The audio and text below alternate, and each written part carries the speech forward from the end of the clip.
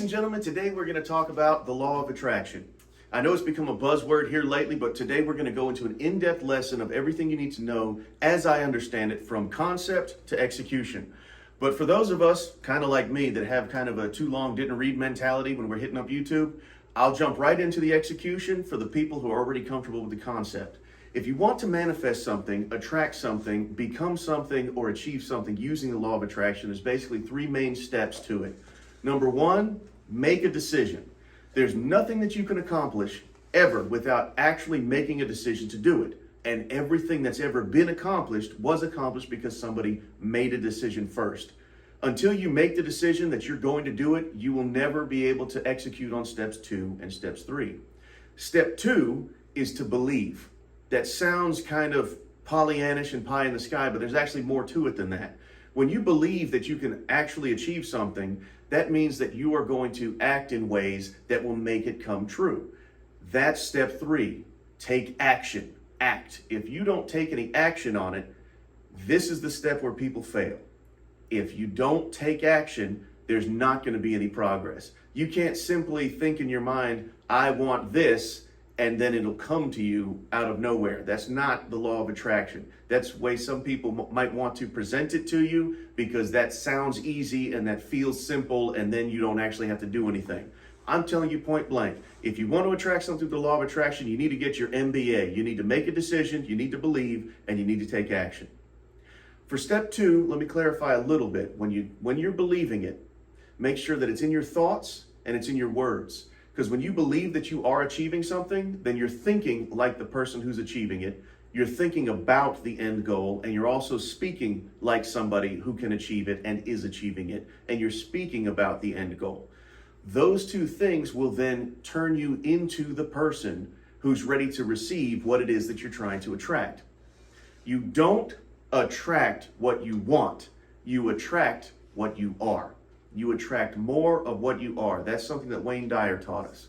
So if you're too long didn't read, those are the 3 steps that you want for executing the law of attraction. Make a decision, believe, and take action. For everybody who's here for the in-depth lesson, let's jump into it. Let's talk about the concepts about the law of attraction. To understand the law of attraction, you actually have to accept the fact that there is a spectrum of belief.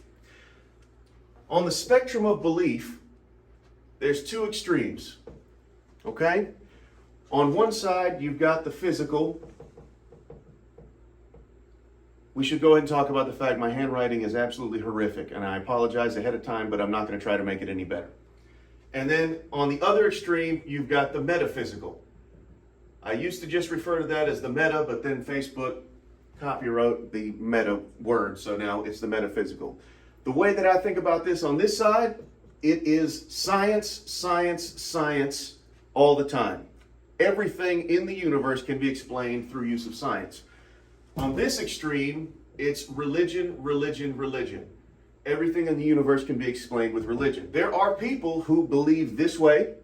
There are people who believe this way. These are the 2 extremes. Most everyone that you meet is going to fall somewhere in the middle.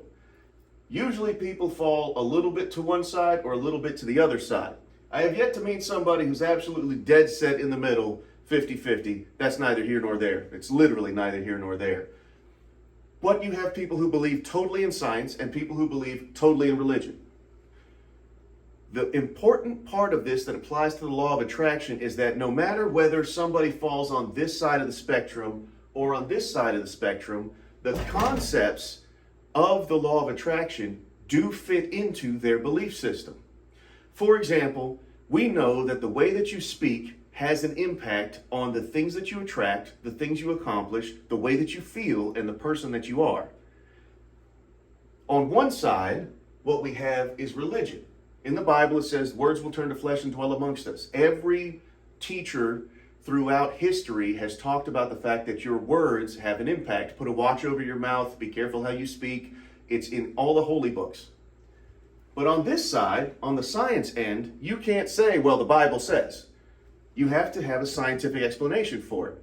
Well, we have many, many different biological psychologists throughout recorded scientific history that have talked about that. Neuro-linguistic programming, the psychology of self-talk, Dr. Shad Helmstetter, Tony Robbins, people talk at length about the fact that when you speak, what you say about yourself is actually changing the physical shape of your brain. When you're changing the physical shape of your brain, you're making it more easy for those concepts that you spoke about to again be thoughts in your mind, and then later they become actions that you take. They can actually see that physically changing in your brain while the person's still alive. They can measure this scientifically. So whether you have somebody on the religious end of the spectrum or somebody on the science end of the spectrum, that concept of the law of attraction still holds true. This holds true all the way through the spectrum of belief when we're talking about the concepts. We know that the thoughts that you think, you can, right now, sitting in the room that you're in, you can make yourself depressed. You know which thoughts to think about to make yourself depressed. You can also make yourself incredibly happy, incredibly excited, and a myriad of other emotions, only using what's between your ears. They've done studies where they took Olympic athletes and other top-level athletes, and they simply had them run the perfect race, play the perfect game, swing the perfect golf swing in their mind. And what they found was all the neurons and muscles were firing in the correct sequence in order for that perfect game to have been played.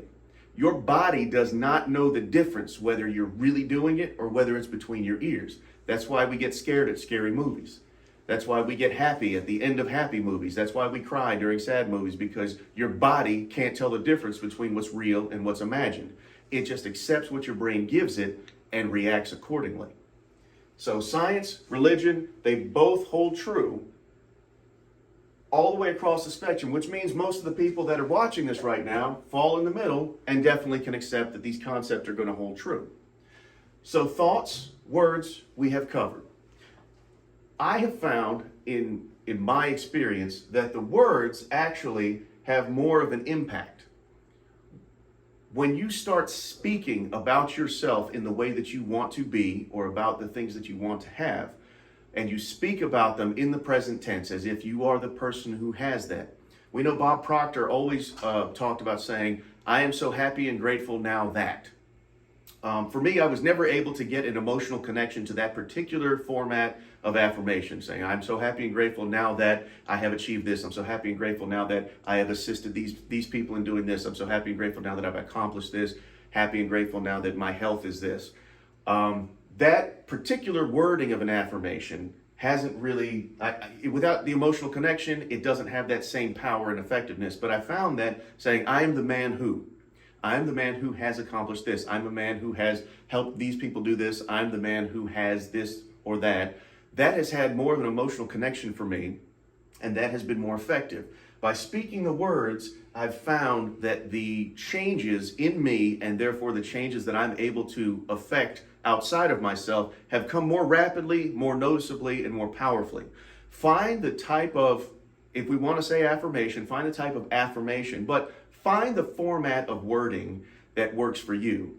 But most importantly, it's not important for you to find a time to meditate and to repeat words over and over again. That's rote memorization, and it doesn't work. We know scientifically that rote memorization, it doesn't work, because after the first few times you say it, the first few sessions of you repeating it, your conscious mind checks out and you're just instinctively repeating it, and you don't have the emotional connection. We also know that on the religion end of the spectrum, the Bible says, don't pray repeatedly the way the heathens do. I'm not getting the wording exactly right, but it's that concept. Don't repeatedly pray over and over again as the heathens do. You're not chanting. It's not effective. What's more important than taking a specific period of time to go into the silence, as Wallace Wattles says, go into the silence and repeat to yourself? What's more important is the way that you talk about everything throughout the day. If you throughout the day speak about yourself as a person with confidence and certainty that you can accomplish things that you set out to do, and if you speak with gratitude about the things that you already are, already have, and are already able to do, then you are speaking in a way that is causing your brain to change shape and your spirit to grow in such a way that you then are actually able to enact those changes, actions, and accomplishments that you decided that you wanted to do. It's very important, the words that you say. But remember that the foundation is always going to be the thoughts. The thoughts that you think, you've heard the phrase, thoughts are things, right? So, back to the spectrum of belief. Scientifically, quantum physics tells us that thoughts have a frequency. When you think a thought, it sends a frequency out to the universe that actually affects nature. On the religious end of things, a thought is akin to a prayer. A thought is you connecting with and communicating with God, with the Holy Creator, with the Creator of everything, the omnipotent power. And so, whether or not we fall on anywhere on the spectrum of belief, thoughts are that foundation. Remember that because your thoughts are in control of your body, that means they are in control of your words. And because they're in control of your words, they are also in control of your self-identity, which then leads us to the actions. In the concept of the law of attraction, action is the one that always seems to be left out. I love the way Tony Robbins talks about this. He says, you can't walk out in the yard and think there are no weeds in the garden and chant that there are no weeds in the garden, there are no weeds in the garden, there are no weeds in the garden, there are no weeds in the garden, and the weeds will just disappear because you attracted no weeds in the garden. You have to think, I don't want weeds in the garden. You have to say, there are no weeds in my garden, and you have to get down there and pull the weeds out and get rid of them. Because your thoughts were that of a person who made the decision to get rid of the weeds, whatever words you spoke indicated that there are no weeds in the garden. I'll be out in the garden, I'm getting rid of the weeds. There are no weeds in my garden. And your actions were in line with your words and your thoughts. You went out to the garden, you got down on your knees, and you pulled out the weeds and got rid of them.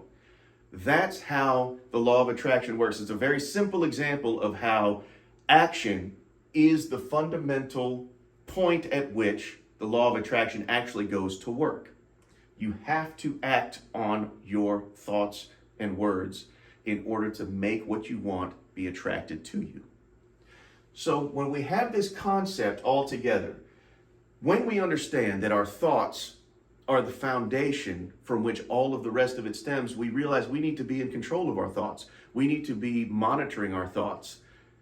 But people have thousands and thousands and thousands of thoughts every day. How do you monitor your thoughts? Your feelings tell you what your thoughts are centered around. If you're bummed out, your thoughts are centered around things that bum you out. If you're excited, your thoughts are centered around something that's got you revved up. If you're sad, same thing. If you're happy, same thing.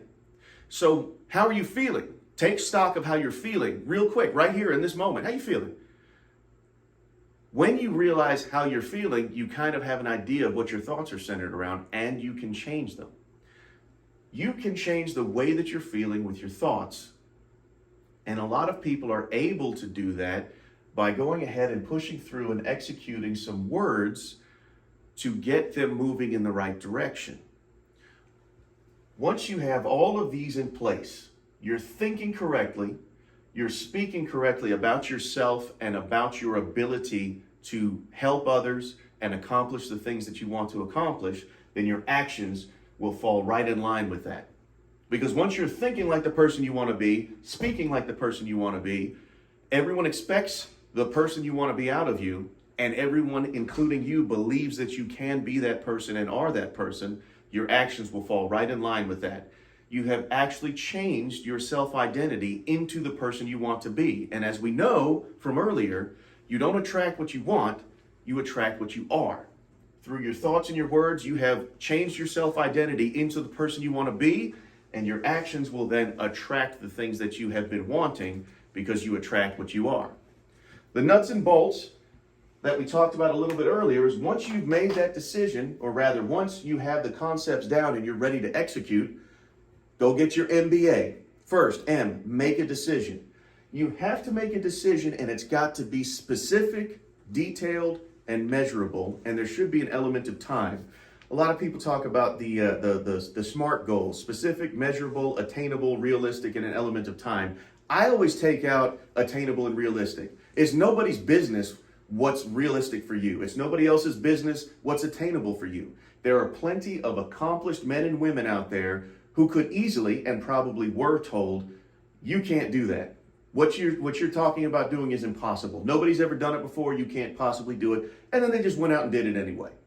You be one of those people. Don't let someone else, don't let previous set records, previous glass ceilings, don't let anything be in your way. There's no limiting factors. The law of physics is the limiting factor. Everything else is just a suggestion. So make a decision and then write it down. Remember, specific, measurable, and an element of time. Someday is not an amount of time. Make sure that you've written down exactly when you expect to have it accomplished. Push yourself. Don't make it 3 years out. Make it at a time where you have to push yourself and really stretch to get there, that you really need to work hard in order to accomplish that in that amount of time. And if you don't accomplish it in that amount of time, it's okay. You're way far ahead of people who never made the decision to start. And you're way far ahead of where you would be if you gave yourself longer to do it.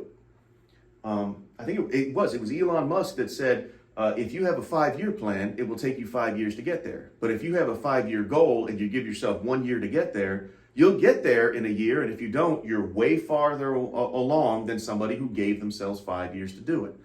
So make that decision. You've got to write it down. If you don't write it down, it's a wish, a want, a hope, a dream. It never comes true.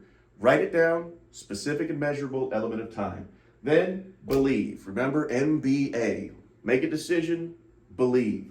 When you believe, that's where your thoughts and your words come into play. Think the thoughts of the person who is accomplishing what you're wanting to do. We'll continue on with our Elon Musk example. When he decided he wanted to build rockets and send them up to space as a private individual, everyone told him he was a lunatic, he's out of his mind. Well, he didn't pay attention to them. Instead of thinking, oh, this can't be done, his thoughts were, how can I do it? And now he's doing it.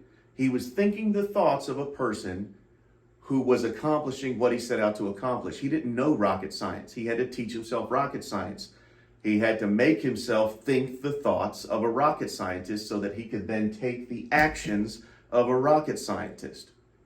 So believe. Your thoughts and your words will fall in line with your beliefs. So make sure that you're believing the way that a person believes who is accomplishing what you want to accomplish. Let your thoughts and your words fall in line with that. Part of this, once you get into words and actions, you have to remember that you got to separate yourself from the good opinions of others. That's kind of a Wayne Dyer lesson where he said that you have to truly be independent of the approval of others. It's difficult. This one is the most difficult for me personally. I've got the everybody loves Raymond disorder. I would like to be liked. It's not as important to me now as it was years ago, but I would like to be liked. It's not a necessity anymore, but I'd like to be liked. You have to be certain that you don't have to be liked. If you can separate yourself from the good opinion of others, which is something I'm personally working hard on myself with, then you can do things that have never been done before. The people in your life, it's not that they don't love you, it's just that they don't want you to leave in order to succeed. People want you to be successful, just not more successful than them, and they don't want you to disappear being more successful than them. It's a difficult reality, but once you remove yourself from the need for their approval, you can accomplish literally anything that you set your mind to. And then, MBA, make a decision, believe, and then act. You've got to take the actions that will get you where you want to be. Every step that you take is a step closer to your goal, but the law of attraction tells us that it's actually 2 steps closer to your goal. Because when you take a step towards it, it takes a step towards you. You take another step towards it, it takes another step towards you. So every step that you take, the universe gives you one. That's 100% return on your investment. That's pretty good in my book. So make a decision, believe, and act. When you make that decision, write it down, specific, measurable with the element of time, believe. Have your thoughts and words in line with the person who is accomplishing what you've set out to accomplish. This is where you become the person that you want to be, which will then attract more of what you are as you act on the goal that you've set for yourself. This is everything about the law of attraction as I understand it. I hope that you guys will take the time to really make a decision to go after something that you've never gone after before. Or maybe something that you have gone after before, but you didn't really understand how to do it. Take out a piece of paper and a pen and write it down. Keep that written goal near you. Read it throughout the day. Think on it throughout the day. Speak on it throughout the day. And then take action. Make sure that you're taking action that is in the same schedule with the time limit that you've given yourself. Give yourself a short enough time frame that you really have to take, as Tony Robbins calls it, massive action. When you take massive action, your self-identity continues to change in leaps and bounds because you're the person who's taking massive action. You're not a person who dips his toe in the water and it's cold and he gives up. You're taking massive action. You're jumping in head first. Go for it. Make a run at what you truly, truly want, because between now and 5 years from now, the time is going to pass anyway. Where could you truly be in 5 years if you push yourself to accomplish a 5-year plan in the next 1 year? Where could you be 5 years from now? Give it a shot. We look forward to hearing your results. Please like and subscribe to the channel. I'd really appreciate it. Subscribe if you'd like to see more videos like this, because we're going to have some more in-depth breakdowns of concepts around the law of attraction, success, and small business startup. Thanks a lot for watching.